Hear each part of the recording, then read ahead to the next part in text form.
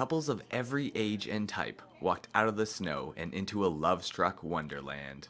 Normally, the hundreds of interactive science displays and games at the Science East Science Center are taken over by wide-eyed youngsters. Instead, they open their doors to grown-ups in an adults-only special The Science of Love exhibit.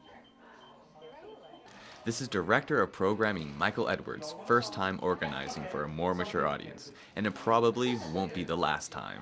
Science centers are still thought of as being somewhere for kids, and even though it's lots of fun for adults to come, they don't feel like they can come if they don't have kids. So one of the things that's happening in science centers right across North America and even beyond is that they're beginning to do adult nights where adults can come along and test out the exhibits for themselves, not have to kick kids out of the way to have access to them.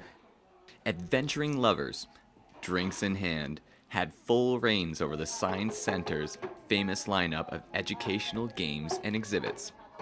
Like a NASCAR training game, psychological games that test your partner's perspective, and those household science experiments we all know and love.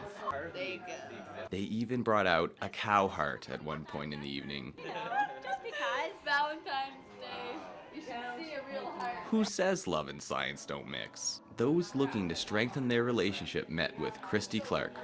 All night, Clark gave talks to guests on emotional agility, a skill she learned working with horses. By watching how they interact and learning those kind of skills, people can learn to strengthen their own relationships simply by developing their own emotional agility. So I like to say that emotions don't happen to us, they happen for us. And if we can learn to use all emotion as information rather than consider some as good emotions or bad emotions, it's just all information, then we can be more honest with ourselves and honest with each other, and that's what helps build trust and really strong and meaningful relationships. While some activities took elements associated with love and put a scientific spin on them, others touched the heart, like a dimly lit room downstairs where love notes hung from strung thread for all to see and share. Every small sticky note held a unique message, reflecting a unique relationship.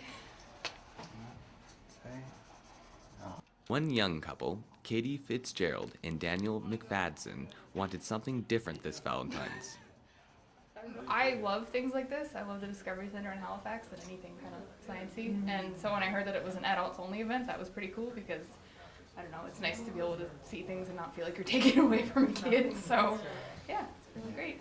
Still, many of the guests will tell you, Director Edwards' food science display stood out above the rest. In it, Edwards demonstrates how to make a savory appetizer made with balsamic vinegar and olive oil. But instead of the standard way of mixing it together, the vinegar has been turned into little caviar-like jelly balls, and the olive oil has been turned into a powder that can be sprinkled on top and eaten with a cracker. We've got things for people to eat, but also we'll let them actually do some of the things themselves as well. We'll give them a chance to test things out and then eat what they've made as well. And that way, if it doesn't taste good, it's their fault, not my fault. Just the treat Katie had hoped for. Caviar balsamic vinegar was very bizarre and neat.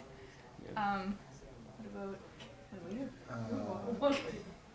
I'm really enjoying watching you have a lot of fun. I guess I'm just the kid and he's the adult. Over 100 people decided to spend their Valentine's Day at the Science East Center and find out whether or not you could mix romance and chemistry.